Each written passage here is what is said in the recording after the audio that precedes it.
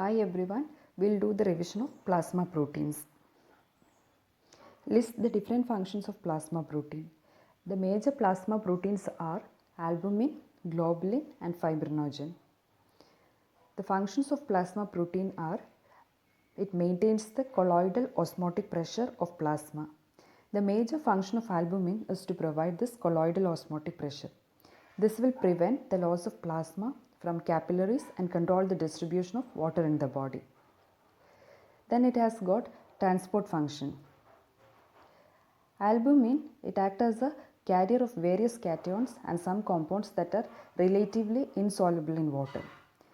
It can transport bilirubin, free fatty acid, calcium ions, etc. Then the other transport proteins are ceruloplasmin, it transport copper, transferrin transport iron, and hemopexin, it binds with heme. Retinol binding proteins, they transport vitamin A. Then the maintenance of acid-base balance. Proteins play a major role in maintaining the blood pH. This is because of the buffering action of the protein. Proteins are negatively charged at body pH and they act as bases accepting hydrogen ions. Albumin, it is nutritionally complete protein and it serves as a source of all the essential amino acids. Then the maintenance of blood pressure. Plasma proteins will provide viscosity to the blood and this is important to maintain the blood pressure. Some proteins, they are involved in the inflammatory responses. Example, C-reactive protein. It is an acute phase protein which is involved in the body's response to foreign compounds. Then the globulins, they perform a number of enzymatic functions in the plasma. Example, they act as blood coagulation factors. Gamma globulins, they play an important role in the defense mechanism of the body. They act as antibodies and are called immunoglobulins. Then fibrinogen, it is essential for the blood coagulation. Second question is, what is normal albumin globulin ratio and the condition in which it is reversed? Normal albumin globulin ratio is between 1.2:1 to 1.5:1 and this ratio, it is reversed or altered in hypoalbuminemia. And there will in hypoalbuminemia there will be a compensatory increase in the globulins. Cirrhosis of liver, where the synthesis of albumin is decreased.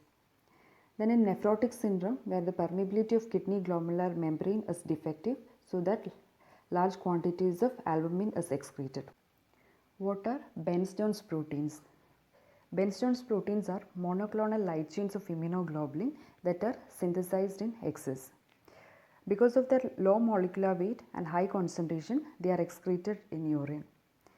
And this is due to the asynchronous production of heavy and light chains or due to the deletion of portions of the light chains, so that this light chain, it cannot combine with the heavy chain. And this excess production occurs in conditions like multiple myeloma. And this Bence-Jones protein, they have a special property of precipitation when it is heated between 45 degrees Celsius and 60 degrees Celsius. But it redissolves at higher than 80 degrees Celsius and lower than 45 degrees Celsius. Next question is, what are the functions of albumin? We have already discussed the functions. It maintains the colloidal osmotic pressure of plasma.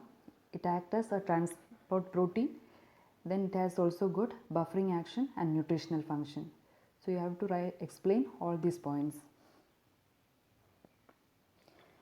Next question is, explain why edema develops in hypoalbuminemia. That is, if protein concentration in serum is reduced, the effective osmotic pressure is also decreased. Then the return of water into the blood vessel is decreased, leading to the accumulation of water in tissues. And this is called edema. And edema is seen in condition where the albumin level in blood is less than 2 grams per deciliter. Next question is, two clinical conditions of hypergammaglobulinemia. It is seen in chronic infection where antibody production is high. Examples are tuberculosis, malaria, syphilis, subacute bacterial endocarditis. Hypergammaglobulinemia is also seen in rheumatoid arthritis, collagen disorders, glomerulonephritis, etc. This type of hypergammaglobulinemia, it is described as polyclonal pattern. And in paraproteinemia such as multiple myeloma, the gamma globulin elevation, it is of monoclonal. Mention the acute phase reactants. The level of certain proteins in blood may increase to 50 to 1000 times in various inflammatory and neoplastic conditions. Such proteins are called as the acute phase protein. Example for acute phase proteins are C-reactive protein, ceruloplasmin, alpha-1 antitrypsin and alpha-2 macroglobulin. And during an inflammatory response, some proteins are seen to be decreased in blood. They are known as negative acute phase protein. Examples are albumin, prealbumin, retinol binding protein, transferrin, etc.